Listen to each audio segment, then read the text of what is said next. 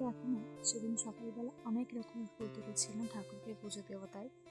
আর পুজো দেওয়ার পরের একটা ছোট্ট ক্লিপ তোমাদের সাথে আমি শেয়ার করলাম। বাড়িতে যেন অনেক রকমের শীতকালীন সবজি গাছ লাগানো হয়েছে, তার ভিতরে কিছুটা আমি তোমাদের সাথে শেয়ার করলাম। আর এখানে একটা ফেস প্যাক বানিয়েছি, যেটাতে ছিল গোলাপের পাপড়ি, ছিল হলুদ, ছিল সাথে টক দই। আর আমি এখানে বাংলাতে সবটা বললাম, আর এটা হচ্ছে আমার অন্য একটা চ্যানেলের ভিডিও, তার জন্য করেছিলাম আর কি। দুপুরের মেনুতে ছিল উচ্ছে ভাজা, ছিল আলু সেদ্ধ ধনে পাতা দিয়ে, ছিল এখানে সবজি ডাল, ছিল এখানে মাছের তরকারি। সবজি ডাল বলতে ভেজ ডাল টাইপেরই, কিন্তু মূলো, সিম, পেঁপে, বরবটি এগুলোকে ব্যবহার করেছিলাম। সাথে ছিল ধনে পাতা। বিকালের বেলার ওয়েদারটা কিছুটা এরকম ছিল, কি সুন্দর যে লাগছিল দেখতে, তোমাদেরকে কি বলবো।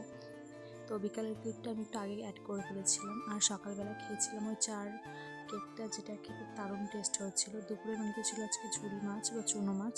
এখানে ছিল পালং শাক, চিংড়ি, কাঁকড়া দিয়ে, যেটা খেতে দারুণ টেস্ট হয়। আমার মায়ের হাতের প্রত্যেকটা রান্না আমার খুব খুব পছন্দের, খুব ভালো লাগে। আমার মা রান্না করতে খুব ভালোবাসে, খুব ভালো পারে, মানে লোককে খাইয়ে তৃপ্তি পাওয়া ওরকম একটা বিষয়।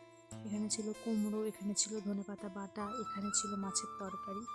আর তারপরে দেখো আজকে বিকালের ওয়েদারটা আবারও তোমাদের সাথে শেয়ার করলাম, যেটা কি সৌন্দর্য লাগছিল কি বলবো।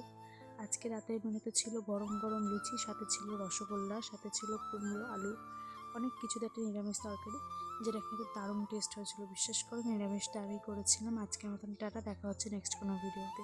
ভালো থেকো।